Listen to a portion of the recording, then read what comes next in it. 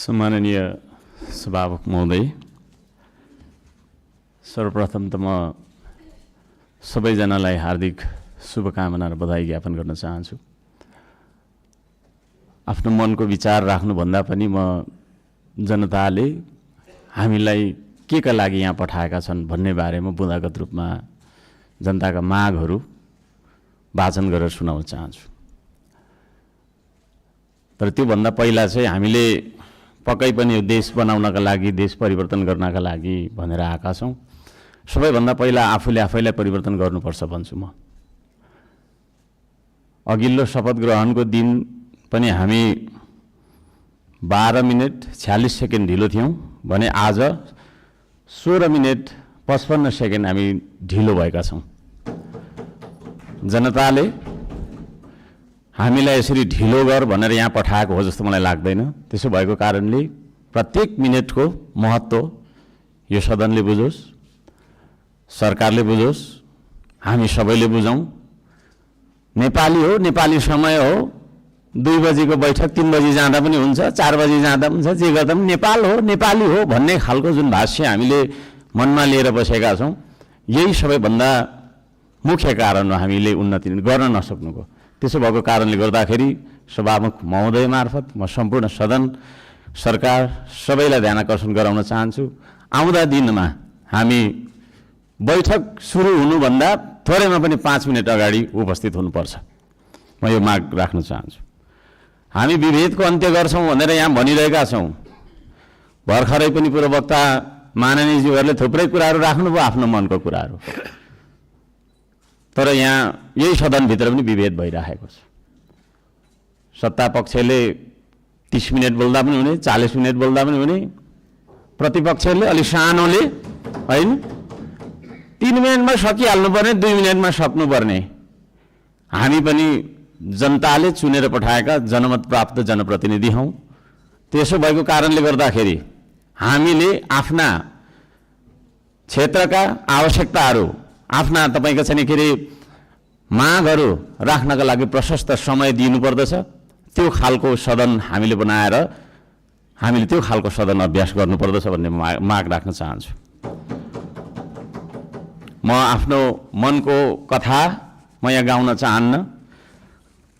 अब मेरो आफ्नो मन्तव्य राख्नुभन्दा पनि सरकारले कसो गर्नुपर्ने हो त?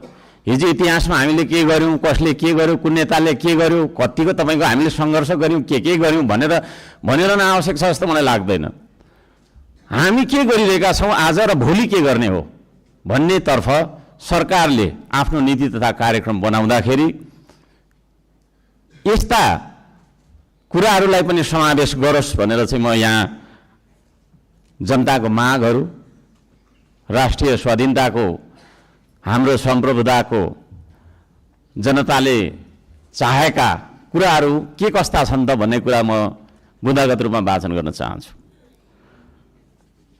पृथ्वी रहन्जेलसम्म यो देश रहिरहनुपर्छ, हाम्रो देशको चन्द्र सूर्य अङ्कित झन्डा रहिरहनुपर्छ। त्यो मान्यता हामी राख्दछौँ। श्रम संस्कृति पार्टीले त्यो मान्यता राख्दछ। त्यसो भएको कारणले गर्दाखेरि देशको स्वाधीनता, भू राजनैतिक सन्तुलन र असंलग्न परराष्ट्र नीतिलाई बचाइराख्न सैन्य रणनीति उद्देश्यका साथ सुरु गरिएको असमान राष्ट्रघाती व्यापारिक सन्धि सम्झौता एमसीसीलाई खारेज गर्नुपर्दछ भनेर म माग गर्न चाहन्छु। 2 नम्बरमा सीमावर्ती क्षेत्रमा छिमेकी मुलुकहरूले गरिरहेको गतिविधिलाई सक्रिय रूपमा नेपाल सरकारले निगरानी राख्नुपर्दछ र संयुक्त राष्ट्र सङ्घ लगायतका निकायहरूमा गएर हाम्रो देशका 4 किल्ला कति हो त हाम्रो भूगोल भन्ने सिमाना यकिन गरेर सिमानाको रक्षार्थ नेपाली सेनालाई खटाउनु पर्दछ भन्ने म माग राख्न चाहन्छु। नेपाली जनताले यो माग राखेको कुरा म जानकारी गराउन चाहन्छु। जनताले सोझै चुन्न पाउने प्रत्यक्ष कार्यकारीको चुनाव गर्नेतर्फ सरकारको नीति तथा कार्यक्रम अगाडि बढोस्। यदि सरकारले 2/3 नजिकको सरकारले त्यो कुरा अगाडि सार्छ भने त्यसमा हामी सबैले सहयोग गर्नुपर्दछ। नम्बर 4, जेनजी आन्दोलनमा डिस्कोड चलाएर जेनजी बालबालिकाहरूलाई स्कुल ड्रेसमा आन्दोलनमा बोलाउने, शान्तिपूर्ण आन्दोलनलाई भड्काएर हिंसात्मक बनाउने, आन्दोलनमाथि अन्धधुन्ध गोली चलाएर दमन गर्ने, 23 गतेको घटना घटाउने, साथै 24 गते सिंहदरबार, संसद भवन, सर्वोच्च अदालत जस्ता सरकारी भवनहरू जलाउने कृत्य गर्ने मान्छेहरूलाई पनि तपाईँको चाहिँ नि के अरे कारबाहीमा ल्याउनका लागि उच्चस्तरीय छानबिन समिति आयोग गठन गर्नका लागि हामी माग गर्दछौँ। 5 नम्बर, सम्पत्ति छानबिन तथा शुद्धिकरण अभियान सुरु गर्नुपर्दछ।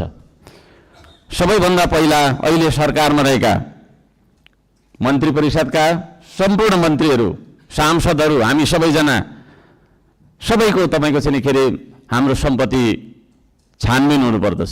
हामीबाट सुरु गर्नुपर्दछ त्यो चिज, किनभने हामी नियम कानुन बनाउने भने हामीबाटै त्यो कुरा लागू भएर जानुपर्दछ। हामीले बनाएको नियम कानुनले अरूलाई मात्रै ठ्याङ्ग्रोमा कस्ने खालको व्यवहार हामीले गर्नु हुँदैन भन्ने माग राख्दछु। शिक्षालाई जीवनोपयोगी बनाउनु पर्दछ। उत्पादन, निर्माण र आविष्कारसँग जोड्नु पर्दछ शिक्षालाई। शिक्षा भन्ने बित्तिकै कथा पढ्ने विषयवस्तु होइन, त्यो भन्ने बित्तिकै उत्पादन, निर्माण र आविष्कारसँग जोडिनु पर्दछ भन्ने हाम्रो माग हो। त्यसतर्फ सरकारले ध्यान दियोस्। हप्तामा 3 दिन मात्रै थ्योरी पढ्दाखेरि हुन्छ, 4 दिन विद्यार्थीले उत्पादन, निर्माण र आविष्कारसँग जोडेर क्रियाकलापहरू गर्न सक्नुपर्दछ। त्यो खालको जीवनोपयोगी शिक्षा लागू गरिनुपर्दछ भन्ने हामी माग राख्दछौँ। 7 नम्बरमा, खेतीबारीको समस्या हल नगरी देशको आर्थिक समस्या हामीले सुल्झाउन सक्दैनौँ, आर्थिक उन्नति हुन सक्दैन। त्यसो भएको कारणले कृषिमा देखिएका समस्याहरू पहिचान गर्ने र समस्या हल गर्ने सबै खालका तपाईँको प्राविधिक उपायहरू अपनाउने काम गरिनुपर्दछ भन्ने ध्यान आकर्षण गराउन चाहन्छु। नम्बर 8मा, कम्तीमा एक पालिकामा एउटा उद्योग हुनुपर्दछ, एक परिवारमा एकजना रोजगार हुनुपर्दछ। त्यो खालको नीति हामीले अपनाउनु पर्दछ। बन्द गरिएका उद्योगहरूलाई पुनः सञ्चालन गर्ने साथै नयाँ उद्योगहरूको स्थापना गर्ने नीति तथा कार्यक्रम सरकारले ल्याउनु पर्दछ भन्ने ध्यान आकर्षण गर्न चाहन्छु। 9 नम्बरमा, जनताको सेवा सुविधा, विकास र समृद्धिमा सार्वजनिक हितका लागि प्राकृतिक स्रोत साधन ढुङ्गा, गिटी, माटो, खोला, नाला, खानी, खनिज, वन जङ्गल जस्ता स्रोत साधनका सदुपयोग गर्न पाउने गरी सहज किसिमको चाहिँ नियम कानुन बनाउनु पर्दछ। कहीँ कतै हामी हुन्छ म सक्छु अब र यी सम्पूर्ण स्रोत साधनलाई परिचालन गरेर चाहिँ हाम्रो देशलाई समृद्ध बनाउनतर्फ हामीले ध्यान दिनुपर्दछ भनेर भन्न चाहन्छु। म यहाँ शुभकामना मात्रै दिनुभन्दा सरकारको नीति तथा कार्यक्रमको कुन दिशामा जानुपर्दछ भन्ने एउटा सल्लाह सुझाव र प्रस्ताव प्रस्तुत गर्न चाहन्छु। प्राकृतिक संरक्षण गर्नुपर्दछ, संस्कृतिको प्रवर्धन गर्ने र प्रवृत्तिको विकास गर्ने नीति सरकारले लियोस्। सुशासनका निम्ति भ्रष्टाचार तपाईँको चाहिँ अन्त्य गर्ने, निष्पक्ष, मितव्ययी, पारदर्शी, जवाफदेही, दूरदर्शी, परिपक्व र दीर्घकालीन कामहरू गर्नेतर्फ सरकार अगाडि बढ्नुपर्दछ। देशभरि शान्ति सुव्यवस्था कायम गर्नका लागि आवश्यक उपायहरू अपनाउन जरुरी छ। खाने पानी, स्वास्थ्य, शिक्षा, सडक, बिजुली बत्ती जस्ता आधारभूत आवश्यकताहरू परिपूर्ति गर्नतर्फ हाम्रो ध्यान जानुपर्दछ। राम्रोसँग अध्ययन नगरी हतार सरकारले ल्याएका कार्यक्रमहरू लागू गर्नु हुँदैन। कुनै निर्णय गर्नु अघि तपाईँको प्रतिपक्षी दलहरूसँग सल्लाह गरेर सबै पक्षको उचित सल्लाह लिएर चाहिँ सरकार अघि बढे। निर्णय गर्दै पछि हट्नुपर्ने नियतिबाट होइन, सरकार बच्न सक्दछ। अहिले भर्खरै वृद्ध भत्ता, विद्यार्थी सङ्गठन, ब्रिज कोर्स जस्ता सम्बन्धमा निर्णयहरू जुन गरिएको छ यसलाई पुनर्विचार गरियोस् भन्न म चाहन्छु।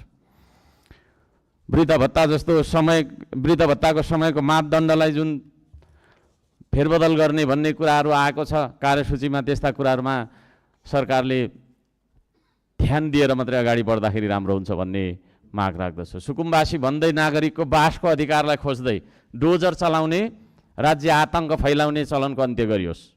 म त्यो भन्न चाहन्छु। जनताको घर टहरा भत्काउनु हुँदैन। विस्थापन होइन, व्यवस्थापनको नीति सरकारले लागू गरेर अगाडि बढ्दाखेरि सबैले राम्रो हुनेछ। दशकौँदेखि बस्दै आएका भूमिहीन सुकुम्बासीहरूको स्वामित्व दिने गरी लाल पूर्जाको व्यवस्था गरोस् भनेर पनि म भन्न चाहन्छु। किसान मजदुर सुकुम्बासीका समस्या पहिचान गरी समाधानको पहल गर्ने धनीको मात्रै होइन गरिबको पनि हो यो देश भन्ने खालको आभास हामीलाई हुनुपर्दछ र जनतालाई पनि त्यो आभास भएको हुनुपर्दछ। त्यसतर्फ सरकारले काम गरोस् भन्ने म अनुरोध गर्न चाहन्छु। उपत्यका बाहिर पनि नेपाल छ भन्ने कुरा हामीले व्यवहारबाट जनाउनुपर्छ।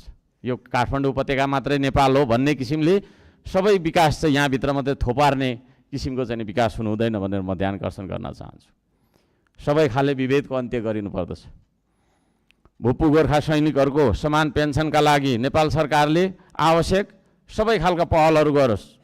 नेपाल सरकारले गरेको सन्धि मार्फत चाहिँ गएका भुप्पू गोर्खाहरूलाई नागरिकता कायम राखेर चाहिँ उहाँहरूलाई एउटा नागरिकको दर्जामा राख्ने नियम त्यो खालको चाहिँ नीति हामीले अवलम्बन गर्नुपर्दछ भनेर ध्यान आकर्षण गराउन चाहन्छु। समयको पाबन्दीले गर्दाखेरि मैले यी कुराहरू सबै कुरा वाचन गर्न चाहिनँ। माननीय सभामुख महोदयले 2-3 चोटि भनिसक्नु भएको छ र यो म पत्र सम्माननीय सभामुख महोदय मार्फत टेबल गर्न चाहन्छु र यस सल्लाह सुझाव अन्तर्गत सरकारले आफ्ना विचारहरू आफ्ना नीति तथा योजनाहरू अगाडि बढाओस् भन्ने म माग राख्न चाहन्छु। धन्यवाद।